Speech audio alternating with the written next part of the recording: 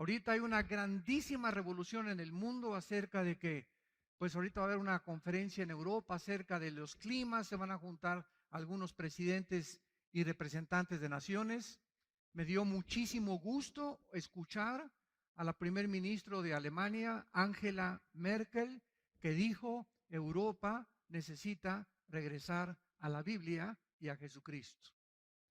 Una estadista como ella, ¿verdad? Es sorprendente estas palabras de ella, denotando, ¿verdad?, su fe que ella tiene en Cristo y en la palabra de Dios. Entonces, vivimos un mundo donde Europa fue convulsionada, como todos ustedes saben, por el racionalismo francés y el ateísmo alemán. Aproximadamente en el siglo XX, más o menos en la época de los 30, 40, vino un surgimiento tremendo del ateísmo en Europa. Y muchos pastores de Estados Unidos, de muchos seminarios, fueron enviados a prepararse a escuelas, porque muchas veces le dicen, no, pues es que quiero mandar a mi hijo o a Harvard en Estados Unidos, o lo quiero mandar a estudiar a Francia, o lo quiero mandar a estudiar a Alemania. Y recordemos lo que dijo la mamá de los misioneros Wesley, del gran predicador John Wesley, tuvo cerca de 10 hijos. Ella dijo lo siguiente: yo prefiero tener hijos brutos y santos y no inteligentes y diablos. Así que es 1000 veces mejor, ¿verdad? Hay padres que han llegado conmigo, quiero mandar a mi hija a estudiar a Italia o quiero mandarle a España. ¿Sabes una cosa? Piénsalo 5 veces antes, porque a lo mejor hay una muy buena instrucción académica en España acerca de lo que quiere estudiar tu hija, o en Francia o en Alemania, pero quiero decirte que las condiciones morales de Europa nunca habían estado en un grado tan bajo. Entonces es una inmoralidad impresionante, un ateísmo impresionante, un rechazo a las leyes de Dios impresionante, donde nos damos cuenta, ¿verdad?, que al final de todo este caos surgirá el personaje que la Biblia llama como el anticristo. Entonces, necesitamos saber nosotros dónde ubicarnos. Nuestros hijos es la próxima generación. Si Cristo no viene ya ahorita saliendo aquí de la reunión o en la noche en el arrebatamiento de la iglesia, pero necesitamos pasarles la batuta a nuestros hijos y a la generación que nos sigue para que ellos puedan ubicarse y entender claramente el mundo que los rodea. Y no solamente concentrarnos, ¿verdad?, en trabajar. Pues, ¿para qué vives? Pues me levanto en la mañana, desayuno y voy a trabajar. Y después regreso a mi casa y me duermo. Y después vuelvo otra vez a trabajar. Y así te pueden pasar 20, 30 años sin que tú te des cuenta que naciste y viviste sin ninguna diferencia a los animales. La vaca se levanta y come y duerme. El caballo se levanta, come y duerme. Y la Biblia nos dice en los Salmos que muchas veces los seres humanos somos como los animales en la forma que vivimos, porque no tomamos en cuenta a Dios en nuestro matrimonio, en nuestra familia, con nuestros hijos, en nuestro noviazgo, en el Estado, en la sociedad, en el trabajo. Entonces tenemos un propósito mucho más grande. Es importante trabajar, claro, pero cuando tú le pones a Dios y le das un lugar especial en tu vida, Él te va a iluminar para que tú comprendas que hay algo mucho más que eso, que es la comprensión de aquello que trasciende, y que es posible que tú puedas en tu trabajo tener paz, en tu matrimonio tener paz, en tu familia tener paz, y entender claramente lo que podemos heredarles a nuestros hijos, que no siempre es, desgraciadamente, una herencia económica. A Cristo le hicieron 3 preguntas en Mateo 24, versículo 3. Estando él sentado en el monte de los olivos, los discípulos se le acercaron aparte diciendo: dinos, número 1, ¿cuándo serán estas cosas?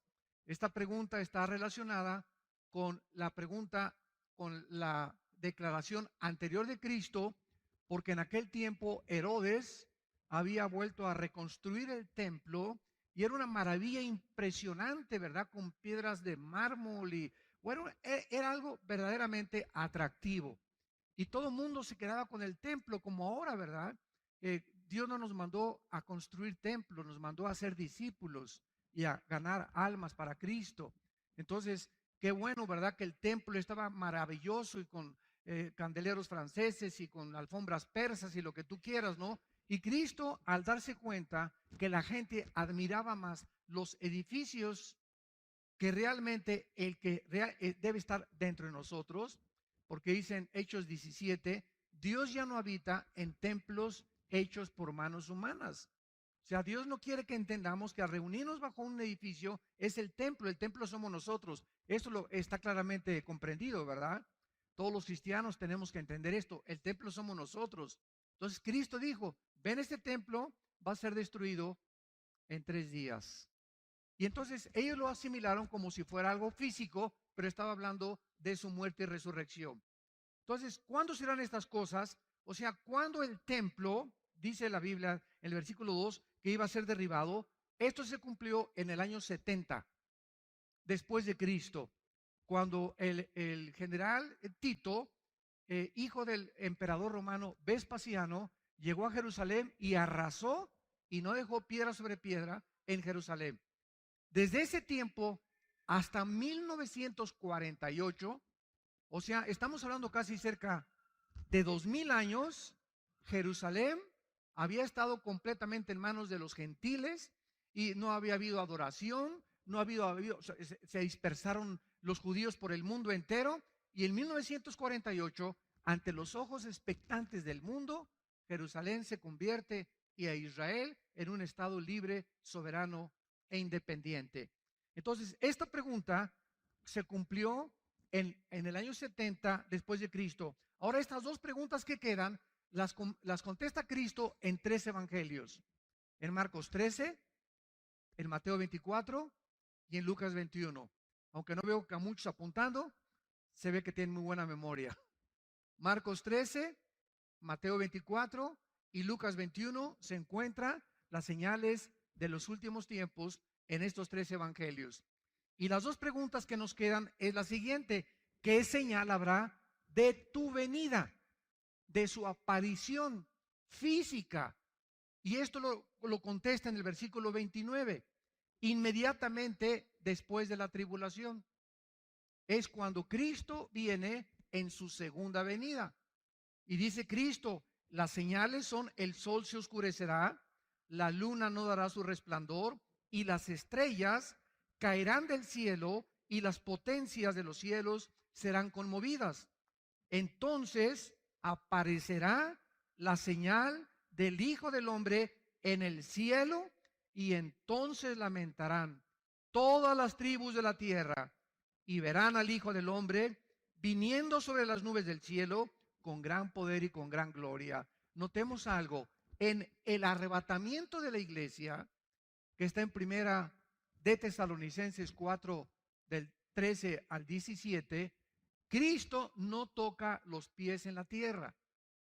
El arrebatamiento de la iglesia, Cristo queda en el cielo y nos saca de nuestros cuerpos en una fracción de ojos. En cualquier momento, millones de personas vamos a desaparecer del mundo, y toda la gente se va a comenzar a preguntar qué fue lo que pasó. La respuesta será: se los llevaron los ovnis, los extraterrestres vinieron por ellos. Entonces, el arrebatamiento es una cosa diferente de la segunda venida.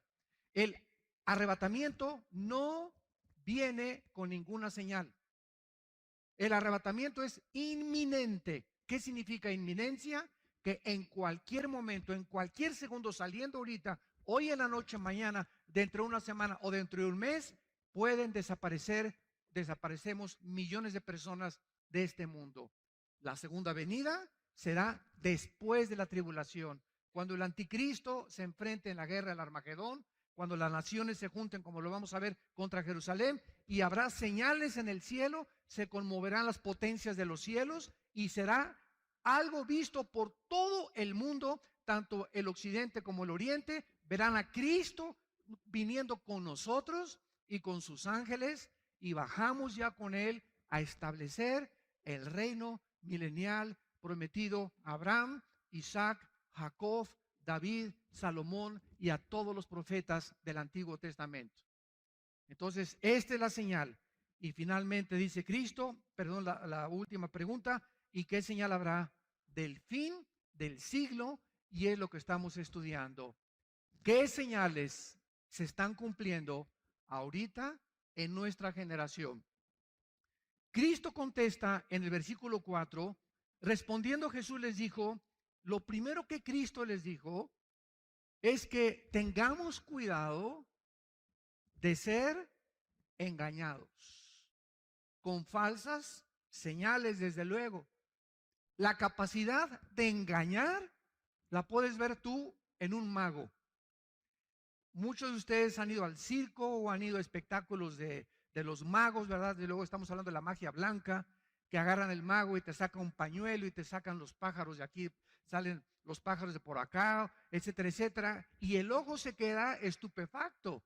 Y nos quedamos creyendo que realmente traía aquí una cotorra el mago, o que de aquí traía un pájaro, etcétera, etcétera, o que del sombrero saca un conejo, ¿verdad? Y todo obra alrededor de lo que se llama el engaño de la mente y de los ojos. David Copperfield, por ejemplo, es uno de los magos más sobresalientes en el siglo XX y XXI. Él tiene su espectáculo en Las Vegas regularmente y tú vas a ver a David Copperfield. Hace algún tiempo mi esposa y nosotros fuimos a ver qué es lo que realmente estaba, y te paras enfrente de él y de repente aparece ahí en la pared y volteas y dice, pero hace segundos estaba aquí y ahora él está ahí. ¿Y saben ustedes cómo se llama esto? Esto se llama un holograma. O sea, tú puedes ahorita presentar ahorita aquí a un cantante muy famoso sin que él esté. Es el holograma de él. Y aparece y crees y lo jurarías que es él. Es como una condensación en el aire y en el espacio de esta persona. Y no es él, no está ahí. Y muchos ya están haciendo eso en el mundo. Cuando se enferman de la tos, algunos cantantes o espectáculos, aparecen hologramas de ellos y son realmente como si fueran ellos en realidad. ¿Qué cosa? Engañan al público. Bueno, si el engaño puede ser físico, imaginémonos el engaño espiritual. Ahora, ¿cómo podemos prevenirnos nosotros ante el engaño espiritual? Porque en el engaño físico, a menos que el mago me diga cómo está el truco, oye, ¿cómo le hiciste para sacar ese conejo? ¿O cómo le hiciste para que te metieran una caja y te metieran espadas y parece que lo atraviesan y sale la muchacha de la caja como si no le hubieran hecho absolutamente nada? Hasta que no nos los explique el mago, no podemos detectar el truco, aunque sabemos que es un truco, desde luego, no puede ser real, ¿verdad? Pero ¿cómo podemos discernir nosotros el problema de no ser engañados espiritualmente? Vayamos al libro de los Hebreos y veamos en el capítulo 5, porque es tiempo de tomar en serio a Dios. Hebreos 5 dice el versículo 12 al 14, porque debiendo ser ya maestros. O sea, si hay cristianos que me escuchan en esta mañana o a través de las redes sociales, ahorita estamos en internet y estamos alcanzando a millones de personas ahorita a través del internet. Todas las personas que nos escuchan, si tú eres un cristiano que ya tienes 5, 6, 8 años de cristiano y en todo este tiempo ni siquiera a tus hijos les has compartido, por ejemplo, ahorita lo que estás aprendiendo, por eso es tan importante tomar notas, porque no siempre la memoria nos falla. Y hoy llegas en la tarde con tu mamacita que está enferma, que no puede venir a la iglesia, y le compartes el estudio, esta conferencia de hoy, mamita, fíjate que encontramos, el pastor habló de las señales, etcétera, etcétera. ¿Qué significa esto? Que somos llamados a que lo que recibimos tenemos que entregar. ¿A quién le compartes los estudios, por ejemplo, del ITI? Muchos de ustedes están inscritos en el Instituto Teológico Internacional que impartimos nosotros. Mi hermano Alejandro es el director. Tenemos más de 2,000 alumnos también por internet del ITI. Pero cuando tú vas a estudiar el ITI y nomás recibes y engordas y engordas y engordas, y ya sabes teología, ya sabes escatología, y ya sabes esto, y ya sabes aquello, pero ese conocimiento, ¿a quién tú se lo estás transmitiendo? ¿Alguna hija? ¿Algún hijo? ¿En tu trabajo? ¿En la hora de lunch en el trabajo? ¿A quién? Debiendo ser ya maestros, entendamos esto. Dios espera que lo que recibimos nos convierta en maestros o sea, en personas que enseñan a otros y transmitan a otros el conocimiento de Dios. Esto es muy importante que tú lo entiendas y lo tomes en serio. Y es una ley inexorable espiritual. Lo que no entregamos, lo que no entregamos, no lo podemos recibir tampoco. Acuérdense el cuento del ranchero. Oye, vieja, se levanta el ranchero. ¿Qué pasó, mi viejo? Pues aquí no hay nada de sandías que han crecido en el campo. Y le dice la señora, ¿verdad? Pues ¿y qué has sembrado, Chole? ¿Tú cuándo te pusiste a sembrar semillas tú? Tú nunca has sembrado semillas de sandías. Si no has sembrado semillas de sandías, ¿cómo estás esperando que crezcan sandías? Ah, pues sí es cierto, ¿verdad? Está bueno, vieja. Y así hay muchos de ustedes. Ay, pues no tengo para la colegiatura de mis hijos. Y no tengo para esto. Y no tengo para aquello. Y me está fallando la memoria. Oye, es que, ¿cómo puedes tú recoger lo que no has sembrado? ¿Cómo esperas tú que puedas recoger y que puedas progresar en la vida si no siembras? ¿Cómo esperas que tu entendimiento crezca y tu comprensión crezca espiritualmente si lo que te da Dios es para engordar nomás para ti? Nomás le echas a las bolsas y a las bolsas y a las bolsas y el conocimiento, no solamente económicamente, también espiritualmente, nada más te engordas y ya sabes mucho y vas al seminario, lo que tú quieras, o conoces mucho de la Biblia, pero ese conocimiento aquí lo tienes. Si tú no das lo que tú tienes, Dios cierra la puerta y la llave. Cierra la llave. ¿Sabes por qué lo hace? Porque nos envanece el conocimiento. El conocimiento envanece. Pero cuando comenzamos a compartir ese conocimiento, entonces nos edificamos y edificamos a los demás. Y fuimos llamados para edificar a los demás. Los dones que nos da Dios, todo lo que Dios nos da es para edificar a su iglesia. Debiendo ser ya maestros, después de tanto tiempo, tienen necesidad de que se les vuelva a enseñar cuáles son los primeros rudimentos de la palabra de Dios. Y habéis llegado a ser tales que tenéis necesidad de leche y no de alimento sólido. Los rudimentos son las cosas más, los principios elementales de la Biblia. ¿Cuál es el más elemental de todos? Antes de que subiera Cristo al cielo, que dijo: ir a las naciones y predicar el evangelio y hacer discípulos. Fue la primera orden, se llama la Gran Comisión. Haz discípulos, o sea, convierte a gente, háblale de Cristo y conviértelo en un seguidor mío, dice Jesús. Pero si tú no le enseñas cómo me pueden seguir, la gente no me puede seguir. Entonces los cristianos estamos llamados a hablar de Cristo a nuestros hijos, a nuestro cuñado, en el empleo, en la oficina, en el bufete, en el consultorio médico, y que esas personas simplemente no se queden ahí, sino dales, te traigo este cassette, te traigo este CD, te traigo esta conferencia, estarlos alimentando para que puedan crecer en el conocimiento del Señor. Y dice el versículo 13, entonces, porque tú no has hecho esto, ¿sabes cómo te clasifica Dios? Si tú no eres un maestro, si tú no eres una persona que estás compartiendo la palabra de Dios, dice la Biblia que Dios cierra la llave y te quedas en la infancia espiritual. Hay millones de cristianos en el mundo, millones de cristianos en el mundo que tienen 10 años en Cristo y preguntan: ¿puede un cristiano celebrar la Navidad? ¿Puede un cristiano celebrar el sábado? ¿Puede un cristiano comer carne de puerco? ¿Puede un cristiano ir a una discoteca? ¿Puede mi hija de 15 años bailar el vals y puedo ir a una fiesta o puedo ir a un baile, etcétera, etcétera?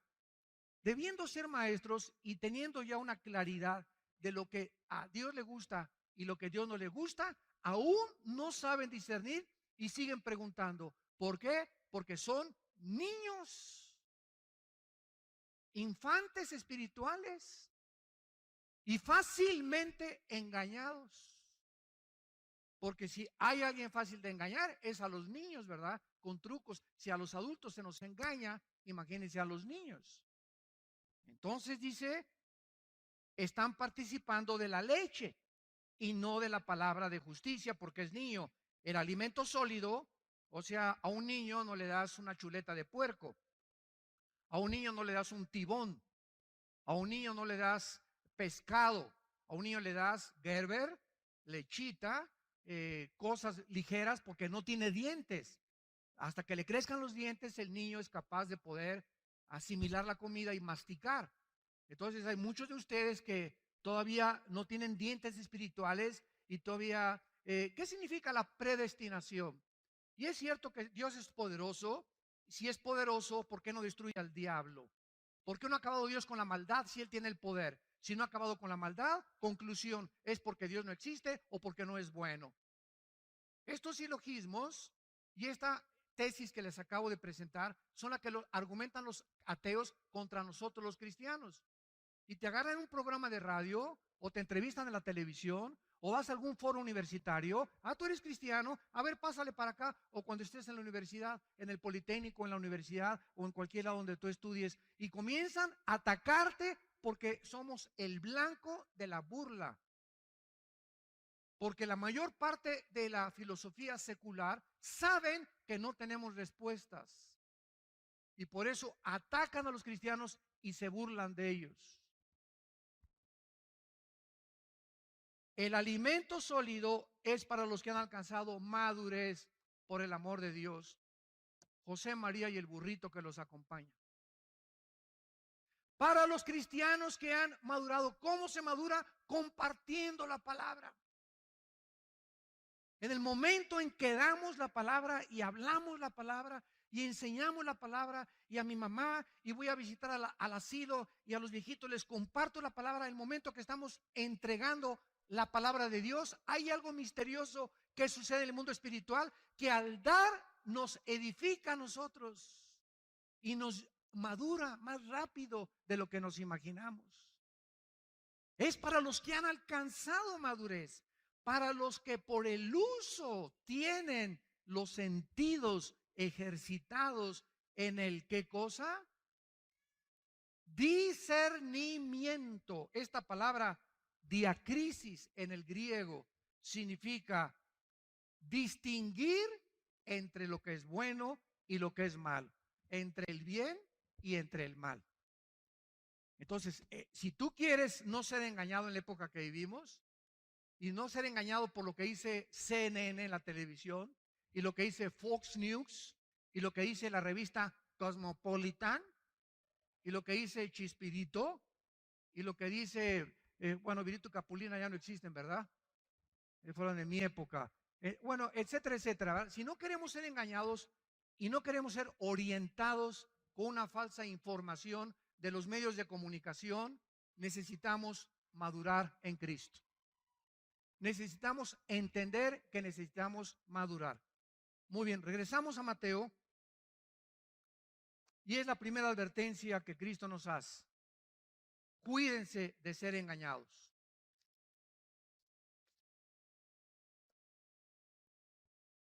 Me voy a detener un poco más aquí porque siento compartirlo.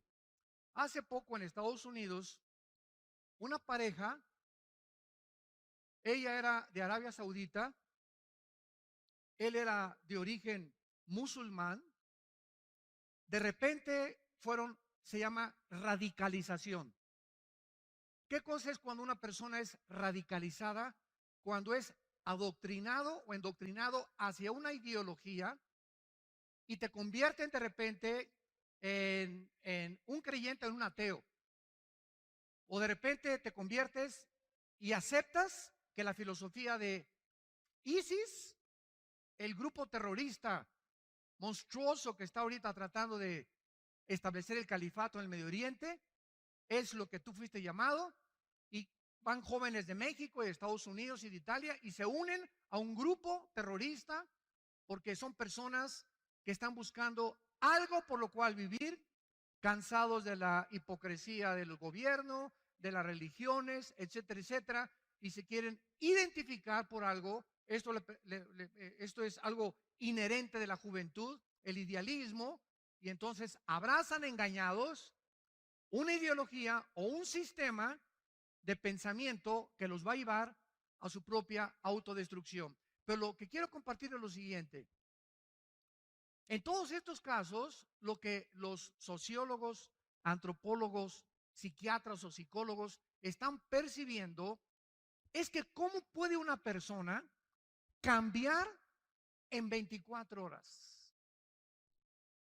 La mamá de uno de los jóvenes estos radicalizados que mataron a 14, se metieron a 14 a un centro de discapacitados con ametralladoras R15 Bushmaster, y entraron con pistolas Sig Sauer y con pistolas 45, etcétera, etcétera, y mataron allá a 14 personas sin decir agua va. Y de repente dice la mamá, pero ¿cómo es posible? Tenían un bebé y eran buenas gentes. ¿Cómo es posible que esta persona pueda cambiar de repente? Y es algo que tenemos que entender claramente. Es increíble cómo un hijo tuyo puede llegar a ser algo de lo cual tú nunca te imaginaste. Y tú dices, pero si tenía cara de San Clodomiro, mi hijo. Mi hija se parecía a Santa Rita de Casia. O esta persona era mi compañero en mi trabajo, era amable, era una buena persona. Y de repente lo encuentras que está involucrado, ¿verdad?, en algo tremendo, o un pedrasta, o como lo puedo decir, ¿verdad?, porque es del conocimiento público, este negrito Bill Cosby, que después de ser uno de los comediantes más famosos de Estados Unidos, violó a más de 45 muchachas. Y de repente se abre la coladera y sale toda la mugre y se manifiestan los corazones. Entonces, esto es lo que yo quiero decir. Es increíble cómo una persona puede comenzar bien y terminar mal. Una de las cosas que me he dado cuenta en los 38 años que tengo, no de edad, ¿verdad?, ni de convertido tampoco, pero en todos estos 38 años, porque en el 74 yo me convertí, en el 77 formé parte de un grupo evangelista y me fui de misionero 3 años a la sierra entre Oaxaca y entre Guerrero. Alán, mis hijos estaban chiquititos, éramos completamente pobres, comíamos la papaya que arrancábamos del árbol, se los pueden decir mis hijos, los mangos que cortábamos, lo que yo pescaba en el mar. No teníamos, yo dormía, me tapaba con periódicos cuando estaba con los misioneros. Tuve 3 años así, mi cojín era un ladrillo, me enseñaron a que lo forraba con periódicos y ahí descansaba. Yo conozco qué es lo que es carecer completamente, lo que es ser pobre, que ni con flex tengas para comer. Así comenzamos el ministerio nosotros, no como estamos ya ahorita, que Dios ha podido empujarnos un poco más y más, pero comenzamos desde abajo completamente. Y en todo este tiempo que llevo predicando en las naciones el Evangelio de Cristo, me he encontrado con buenos predicadores, con buenos misioneros, y regreso a un país y me dicen, ¿se acuerda usted de ese pastor o se acuerda usted de esa persona? Claro que sí me acuerdo. Pues hermano, fíjese que cayó. ¿Cómo que cayó? Sí, como decía hace muchos años el famoso clavadista y uno de los primeros que ganaron medallas de oro en las Olimpiadas, Joaquín Capilla. En 1952-53, Joaquín Capilla fue el primer mexicano en ganar una medalla de oro en clavados. Y Capilla, que iba a nuestra iglesia, ya murió hace algunos años, nos decía: la lana, la fama y la dama. El dinero, el orgullo y las mujeres son los 3 enemigos de cualquier varón. Si no cae por una mujer, cae por amor al dinero o cae por amor al control y al dominio de los demás. Y estas son las cosas en las que debemos de tener cuidado y abrir completamente nuestros sentidos espirituales y darnos cuenta que un varón no puede jugar con las mujeres. Número 1. Un varón tiene que tener mucho cuidado en cómo administra sus bienes materiales. Y un varón nunca debe estar, nunca una persona que busca el control de otras personas o el dominio de otras personas es de Dios. Los más grandes siervos de Dios y los más grandes hombres que Dios usa son aquellos que no te dicen quiero un puesto o una posición, sino que te dicen ¿dónde puedo venir a barrer? ¿Dónde puedo venir a ayudar? ¿Dónde puedo venir a servir? Ayer en el desayuno, un ejemplo, ayer en el desayuno Vino un hombre desde Saltillo al desayuno, desde Saltillo, Coahuila. Desde allá vino 12 horas manejando. Únicamente quería venir al desayuno. Llegó aquí a las 5 de la mañana al hotel. Ahí lo encontraron en la puerta. Y lo encontró uno de los siervos que trabajan con nosotros. Y le preguntó: ¿qué hace usted aquí? Estoy esperando la conferencia. Oiga, pero comienza hasta las 9:30. No importa.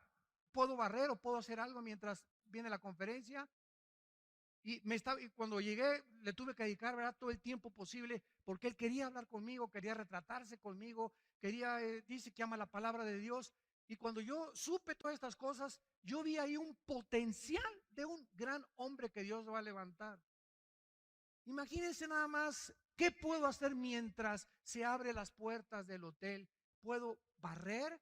Me quieren, y era una persona con medios económicos solventes. Puedo acomodar las sillas. Esos corazones son los que Dios busca. Entre ustedes, el que sirve a los demás es el más grande entre ustedes. No el que busca que lo sirvan, el que se somete a la autoridad y no le importa qué humillación tenga.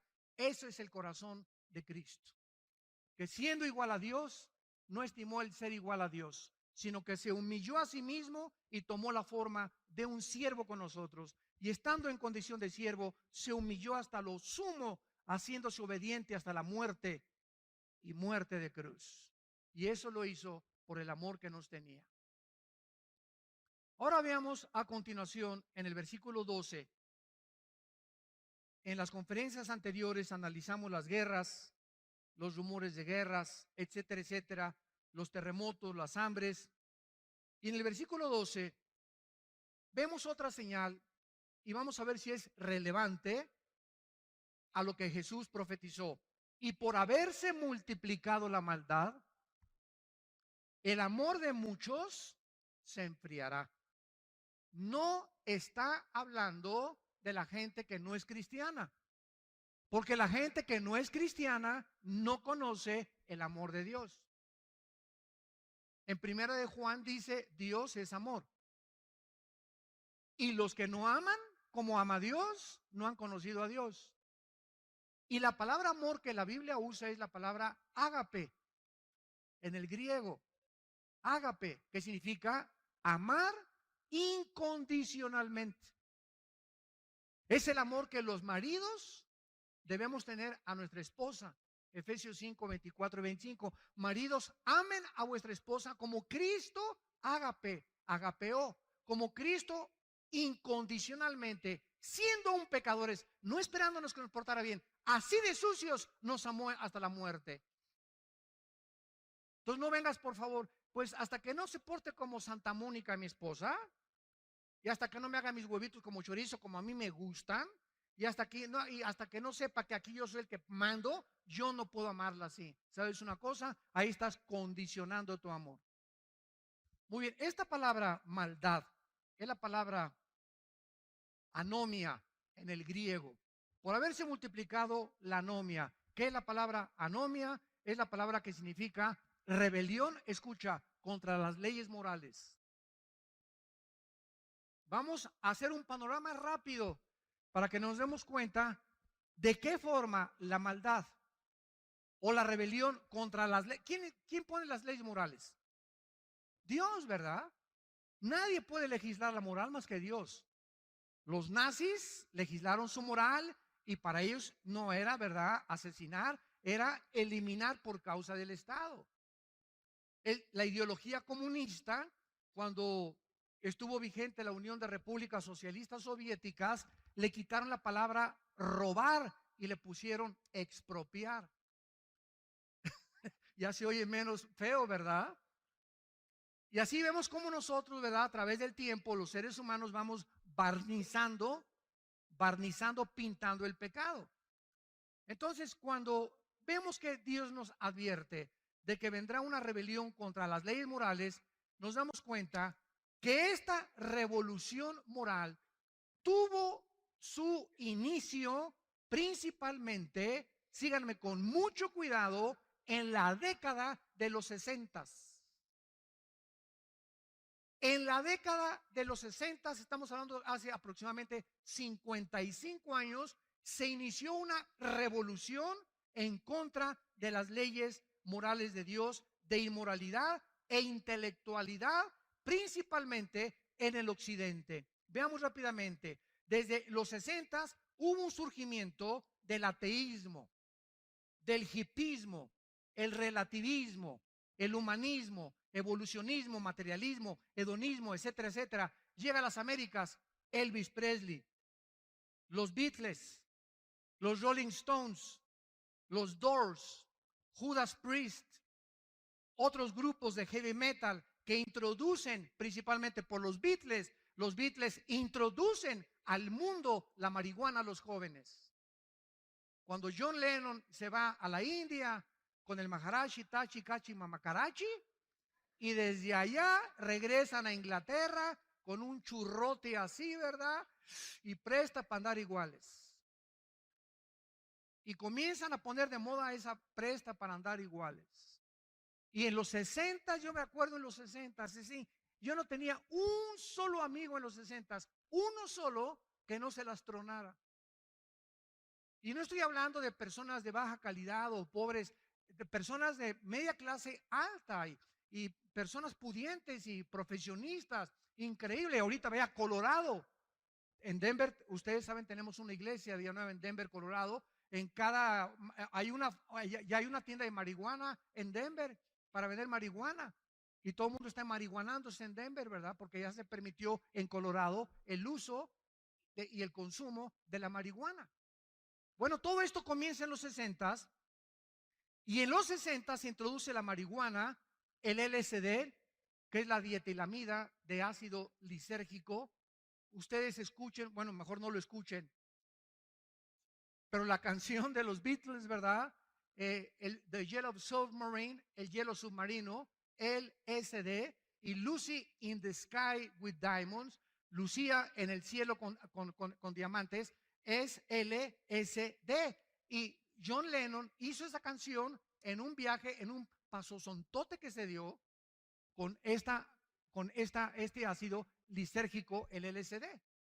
Entonces ahí es cuando entra y todo el mundo comenzó a hacer viajes alucinantes, marihuana, cocaína, hashish, éxtasis. Y además de esto, en los 60 comienza la liberación sexual, donde se juntan millones de jóvenes en el mundo, para que tengan idea de cómo esto ha evolucionado, protestando contra la guerra de Vietnam, protestando contra la guerra de Corea, protestando contra la hipocresía de los adultos, contra los gobiernos, y se juntaron lo que se llamaron los hippies. Pregúntenle a mi hermano Alejandro, que fue hippie. Mi hermano Alex, ¿verdad? Que es ahorita el director, ¿quién lo creyera, verdad? Que es el director del Instituto Teológico Internacional, traía el pelo hasta por acá y peace and love, ¿verdad? Y era la época, los 60, o sea, así andábamos casi el 90% de los jóvenes con el pelo largo, no queríamos trabajar, protestando, y comenzaron a hacerse comunidades para vivir 3 hombres con 5 mujeres o 10 mujeres con 4 hombres o al revés. Y en los 60 comenzaron a nacer millones de seres humanos sin un papá o sin una mamá, o por lo menos no sabían quién era el papá ni quién era la mamá. La revolución sexual de los hippies. Ahora, aunado a esto, para que vean cómo el mundo ha comenzado a sumergirse en un caos completamente moral y filosófico, aunado a esto, surge Jean-Paul Sartre, el ateo del existencialismo francés, Jean-Paul Sartre, y escribe el libro La náusea y el muro. Y este hombre, Sartre, comienza a invadir. El joven ya estaba moralmente degradado, la marihuana, el hashish, el LSD, etcétera, etcétera. Físicamente el diablo ya estaba destruyendo a la juventud. Ahora venía el ataque intelectual a la mente, el ateísmo francés, de Rousseau y de todos los ateos que absorbió Jean-Paul Sartre. Y Jean-Paul Sartre comienza a decir, es que el existencialismo es la ideología en la que yo no necesito más que existir. No hay ninguna diferencia entre nosotros y los animales. Sartre, como lo vamos a ver más adelante, infectado por Carlos Darwin. Porque todo el siglo XX, los filósofos del siglo XX, que fueron Sigmund Freud con la mente humana, ateo. Friedrich Nietzsche, el padre del ateísmo del siglo XX, ateo. Carlos Marx y su capitalismo, ateo. Los más grandes pensadores del siglo XX, mentes filosóficas, fueron todos ateos. Y esta filosofía atea inundó las universidades. Harvard, Princeton, Yale, que fueron fundadas por pastores.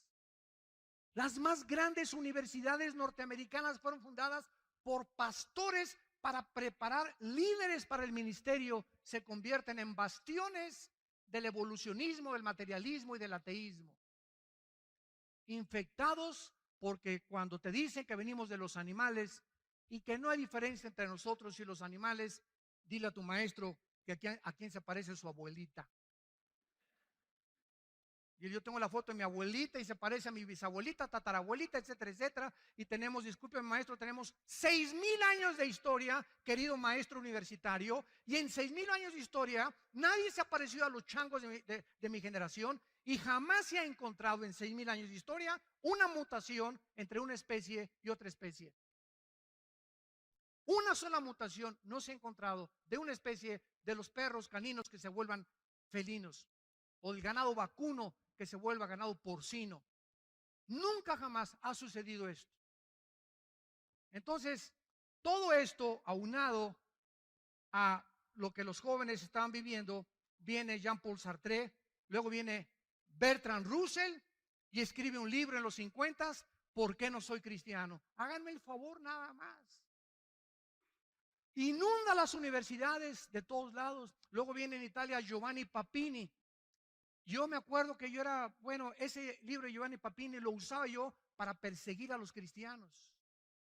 Porque los argumentos que esgrimía Papini eran casi imbatibles por mentes que no estuvieran desarrolladas en la filosofía cristiana. Papini, por ejemplo, decía, Dios te manda a amar a todo el mundo, ¿verdad? Sí. Y Dios no odia a nadie, ¿verdad? No. Entonces, ¿por qué no perdona al diablo? Decimos en mi rancho, échate ese trompo a la uña. Y te quedas así, ¿no? Y te agarras un cristiano. Dios es fuerte, sí. Poderoso, sí. ¿Podría Dios crear una piedra lo suficientemente grande que no la pudiera cargar? Y cosas de esas. Dios es bueno, ¿verdad? Sí. Entonces, ¿por qué crió al diablo si es bueno? Dios es bueno, sí, ¿verdad? Entonces, ¿por qué permite que haya maldad y que mueran niños y que violen niños y que eso y el otro? Si Dios es bueno, ¿por qué permite esas cosas? ¿Y qué respondes tú? Y no hay respuestas dentro del nivel intelectual en que nos encontramos hasta que venimos a su palabra, donde sus pensamientos son revelados a nuestra mente finita y donde a través de su revelación podemos dar respuestas al mundo. Y esta es una de las razones por las cuales hace algún tiempo yo escribí el libro, lo pueden conseguir, Dios y la existencia del mal, que se llaman teodiceas, respuestas a los ateos que no puede nadie contestarle sus preguntas con preguntas que pueden ser contestadas únicamente con el conocimiento de Dios, porque lo incomprensible, solo lo comprensible lo puede asimilar de una mente incomprensible. Y aunado a todo esto, vienen los hippies con las filosofías orientales. Viene el peace and love de los hippies, vienen los maharashis, vienen los gurús. Los gurús son todos los maestros que guiaron a los Beatles allá en la India. Llegan a Estados Unidos y el maharashi, que fue el que indujo a los Beatles a fumar marihuana, al llegar a Los Ángeles, dice, Dios viene llegando y desembarcando en Los Ángeles. Aunado a esto, viene el misticismo y la visualización. ¿Qué es el misticismo? Es tratar de meter todo en algo místico, písanlo con el churrote de mota, ¿verdad? Y yo nada más místico, ¿verdad? Yo visualizo, yo no quiero hacer nada, yo quiero paz, yo nada más quiero hacer el amor, ¿verdad? No meterme con nadie, ni trabajar, ni nadie. Y el misticismo entra a las personas, comienza una rebelión contra el coeficiente intelectual que Dios nos ha dado, y el misticismo entra a la iglesia por el amor de Dios. Todas estas corrientes tienen como objetivo final la iglesia de Jesucristo. Y ahora, desde los 70s en los 80s, comienzo a recibir, y muchos de ustedes, cartas donde me dicen que me venden un pañuelo ungido con Jerusalén.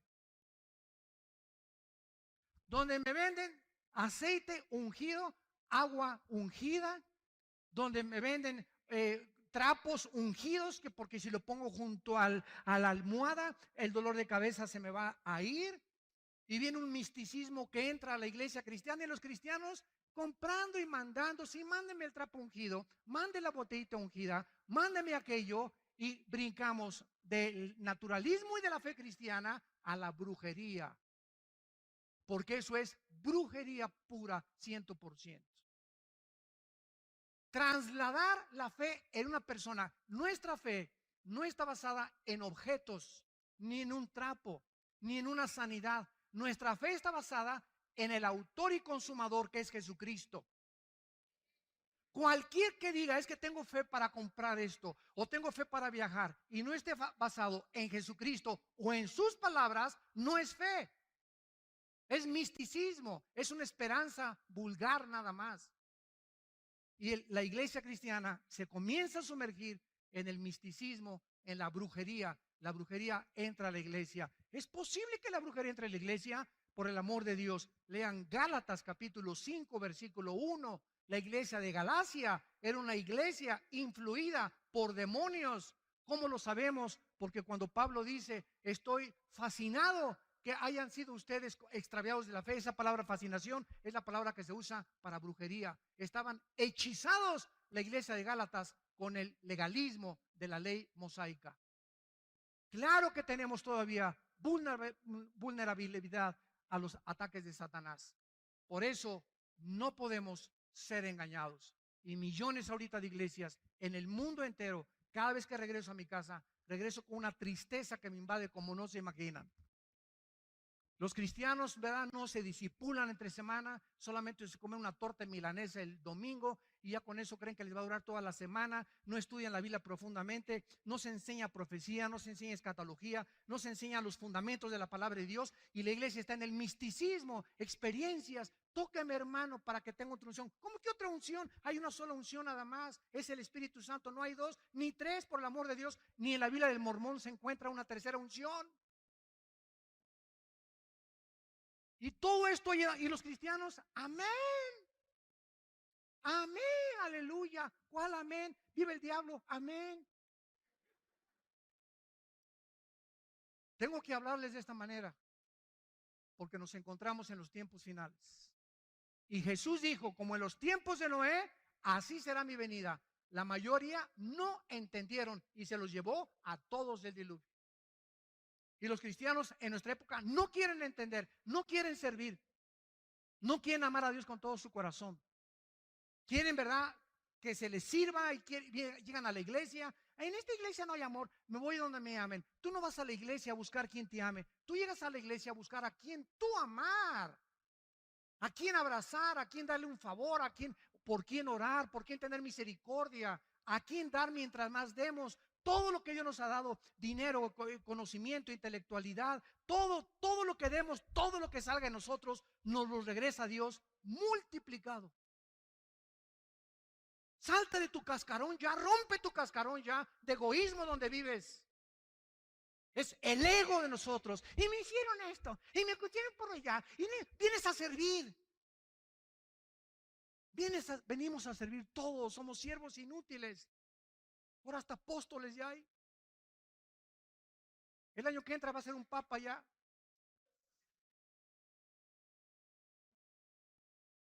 Ya unos se llaman arcángeles. Y le agregamos a todo esto la revolución feminista. Ahora sí, todas las vírgenes había así por haber.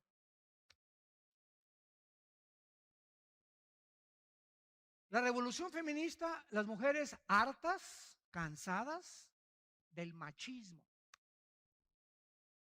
cansadas de que ya macho camacho nada más en su casa, de ser tratadas mal, etcétera, etcétera, y comienzan las mujeres, ¿verdad?, a juntarse y se forman grupos. Desgraciadamente, las que encabezaron el movimiento de la revolución feminista fueron todas lesbianas. Y actualmente en Estados Unidos, la presidenta del movimiento feminista y en Sudamérica son lesbianas.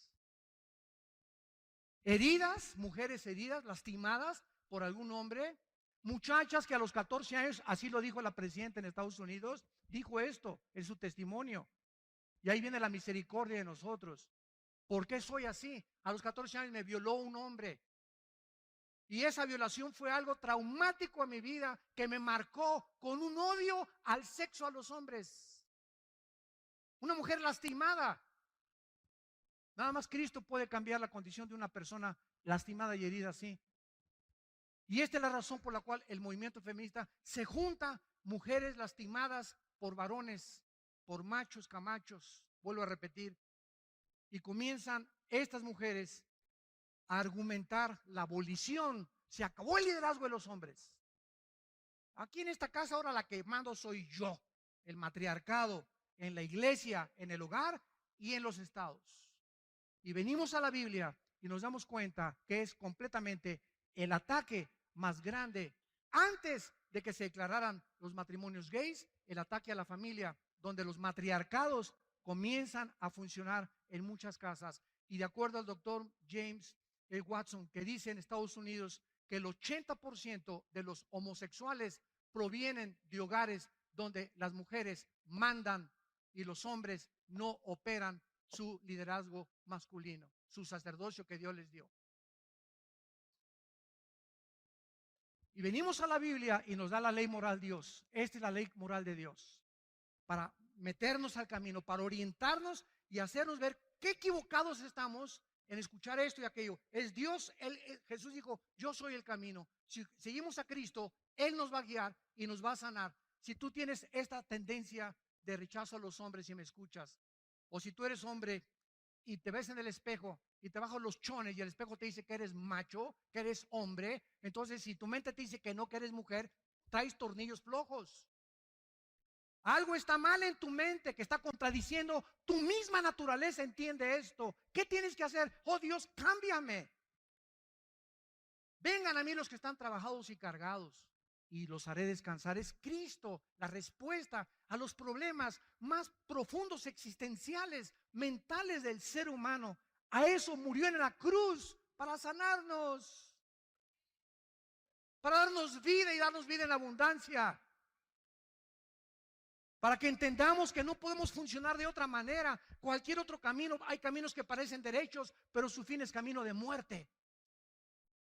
Y si no seguimos ese camino, estamos en un camino equivocado. Y ahí es donde viene el arrepentimiento.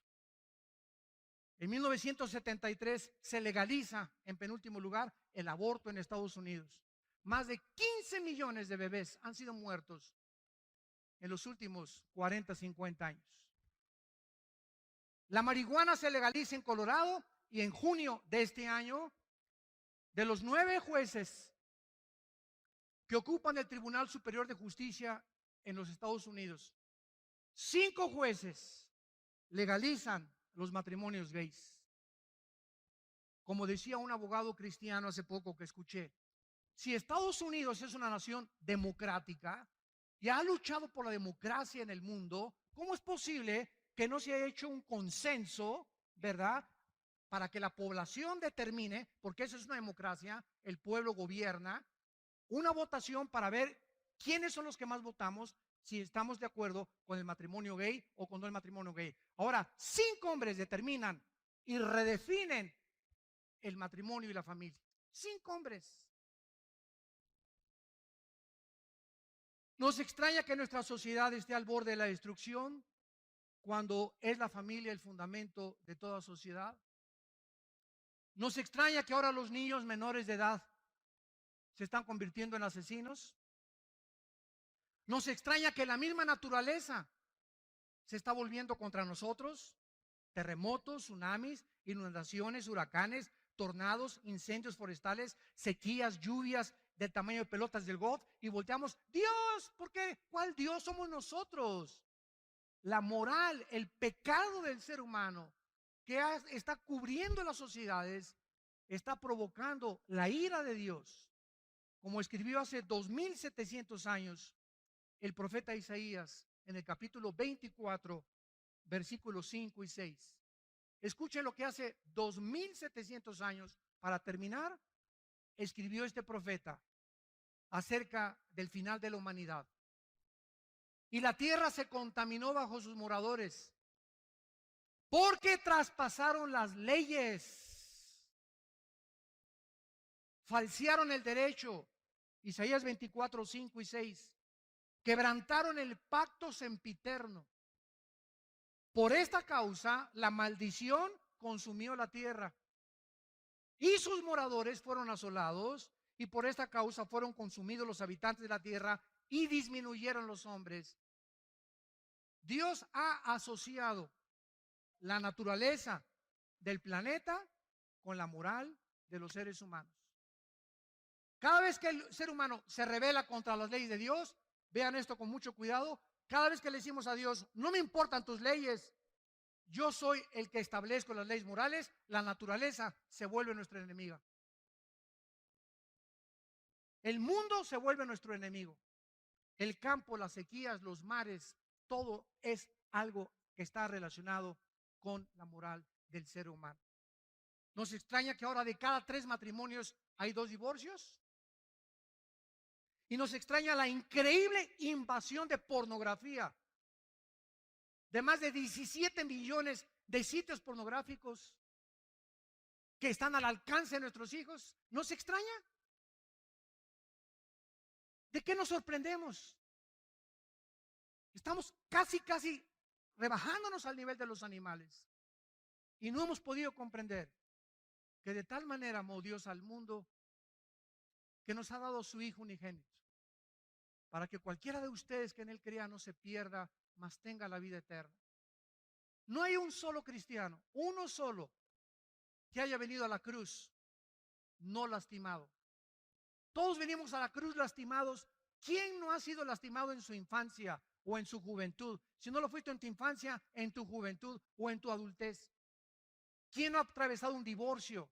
¿O quién no estuvo en las drogas? ¿O quién no ha cometido adulterio? Aquí no hay ningún San Pomponio.